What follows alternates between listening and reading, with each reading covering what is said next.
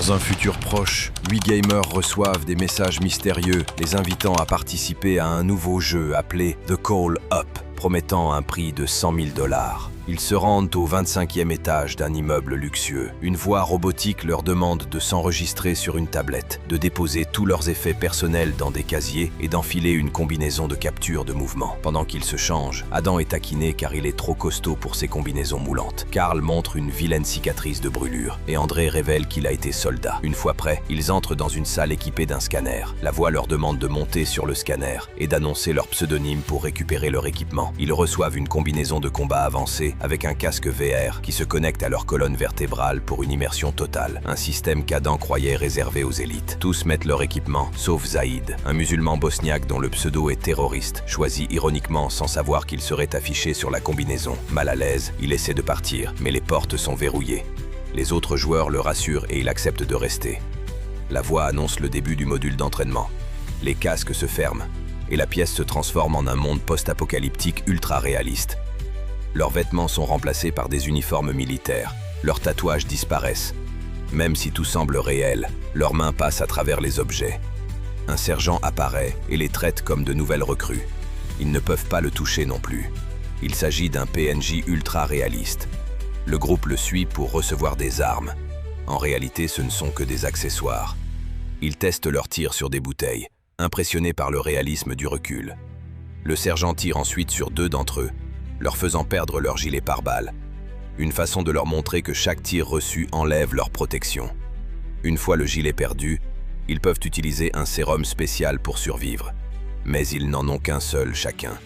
Leur mission, éliminer les terroristes qui ont envahi le bâtiment et atteindre le rez-de-chaussée en vie. Les survivants gagneront le prix en argent réel. Après la disparition du sergent, André prend le commandement grâce à son expérience militaire. Lors du niveau 25, un ennemi surgit et tire. André le neutralise rapidement. Le système confirme qu'il s'agissait d'un PNJ et qu'André gagne tous les points.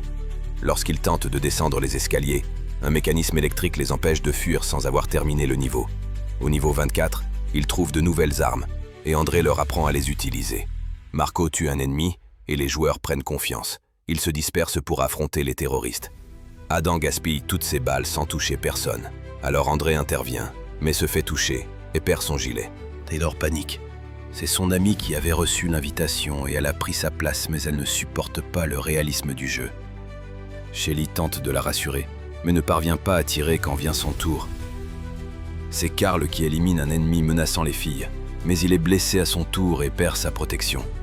En tentant de se rendre, il se fait tirer dessus. Shelly abat l'ennemi, puis Karl et elle ouvrent leur casque. La douleur est bien réelle.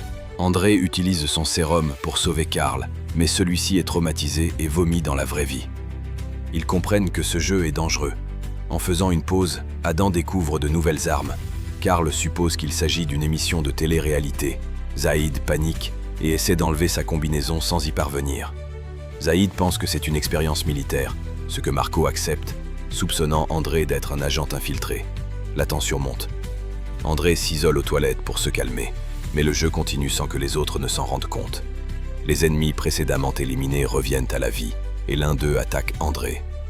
André a juste le temps de fermer son casque, mais il est abattu. Il veut se soigner, mais son sérum a déjà été utilisé sur Karl. Les autres entendent des bruits, ferment leur casque, et Edward est aussitôt touché. Les joueurs se dispersent pour se cacher. Taylor tente de s'échapper par les escaliers, mais le niveau n'est pas terminé, donc elle est bloquée. Les terroristes attaquent à nouveau. L'équipe tente de se défendre, Edward se soigne, et André rampe, blessé à travers les couloirs. Quand Adam lance une grenade, il tue tous les ennemis restants, mettant ainsi fin au niveau. Il obtient le meilleur score. Sans les tirs, le groupe peut enfin entendre André appeler à l'aide. Il ouvre son casque, entend un compte à rebours, puis reçoit une décharge électrique au cerveau, le faisant convulser pendant plusieurs minutes. Quand les autres le retrouvent, André est déjà mort. Shelly tente un massage cardiaque, sans succès. La voix annonce qu'ils peuvent passer au niveau suivant, mais le groupe ne veut plus jouer. Ils remarquent du sang au sol et comprennent que le casque a tué André. Ils essaient de l'enlever, sans succès. Zaïd panique, prend un extincteur et demande de l'aide pour un test. Karl se propose et frappe Zaïd avec l'extincteur à plusieurs reprises, mais le casque reste en place. À ce moment-là, le sergent réapparaît, traverse Carl comme s'il était invisible, puis donne plusieurs coups de pied à Zaïd pour l'avoir défié. Il prévient qu'il y aura des punitions pour ceux qui ne jouent pas. Le groupe est donc forcé de continuer. Ils traversent plusieurs niveaux sans trop de mal, bien qu'ils doivent à chaque étage apprendre de nouvelles armes et s'adapter à de nouvelles mécaniques. Dans une salle avec une fuite de gaz, ils doivent se battre au couteau. Le combat rapproché aggrave l'anxiété de Taylor, et Shelly lui promet de la sortir d'ici. Au fil des niveaux, la majorité perd leur gilet pare-balles. Lors d'un échange de tirs, Carl et Adam sont blessés, alors Shelly et Marco leur injectent leur sérum. Quelques heures plus tard, ils prennent une pause et réalisent que la nuit est tombée dans la vraie vie. Fatigués du jeu, ils essaient de casser les fenêtres. Zaïd y parvient presque avec un chariot. Mais le sergent revient et tabasse Zaïd avec une violence accrue. Zaïd tente de s'enfuir par les escaliers, mais le sergent le pousse dans le vide. Zaïd se casse la jambe. Le groupe le récupère et constate que la blessure est réelle mais invisible dans le jeu, donc impossible à soigner. Lia les presse d'avancer, alors Zaïd leur demande de le cacher et de partir sans lui. Il meurt quelques minutes plus tard d'une hémorragie. Au niveau suivant, Marco se dispute avec les autres à propos des nouvelles armes, et un ennemi en profite pour le tirer dans les fesses. Pendant que le groupe riposte, Taylor se cache dans des toilettes. Un ennemi commence à fouiller les cabines, mais Shelly surgit et le poignarde. Le niveau se termine et Edward est en tête du classement. Pendant une pause, le groupe partage leurs histoires et réalise qu'aucun n'a de famille. Ils comprennent qu'ils ont été choisis parce que personne ne les chercherait s'ils mouraient. Ils atteignent le niveau suivant où le sergent torture un otage, expliquant qu'une bombe est dans le sous-sol.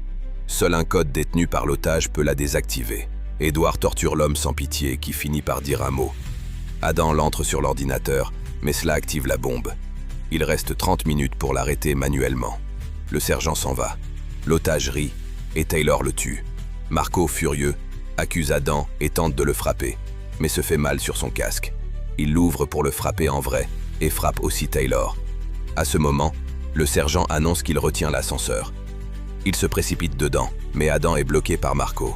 Tous deux restent coincés, l'ascenseur descend au 3e étage et les laisse seuls. Il voit un hélicoptère écrasé dehors. Marco force Adam à avancer en premier.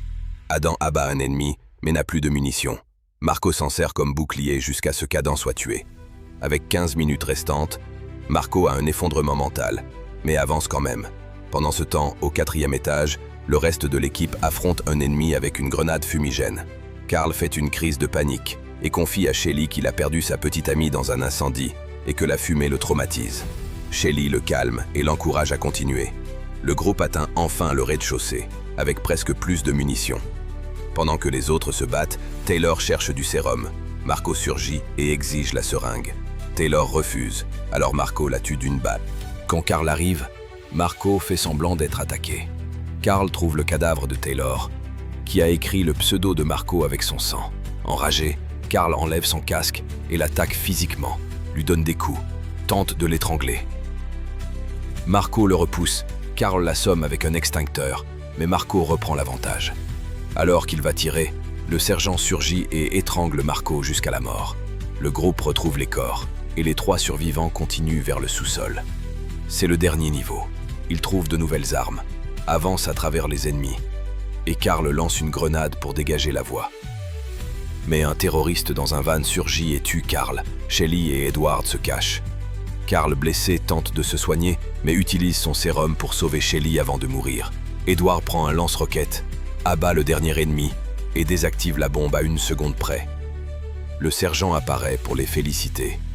Mais Edward répète son discours, révélant qu'il était l'agent infiltré de la compagnie. La simulation s'arrête, et des hommes en noir endorment Shelly pendant qu'ils nettoient les lieux et effacent les données. Le matin, Shelly se réveille en tenue normale. Edward est en costume et lui remet un sac avec l'argent. Quand elle menace d'aller à la police, il répond que personne ne la croira. Un homme tente de l'endormir, mais Shelly l'endort à sa place, lui prend son arme et tire sur toutes les lumières. Les hommes d'Edward la poursuivent, mais elle les abat un par un. Elle finit par sortir. Edward la supplie de l'épargner, mais elle le tue sans pitié. Puis elle quitte l'immeuble sans prendre l'argent. Tu as aimé ce contenu? Abonne-toi pour ne rien rater des prochains résumés et analyses. Active la cloche pour recevoir les notifications. À très vite.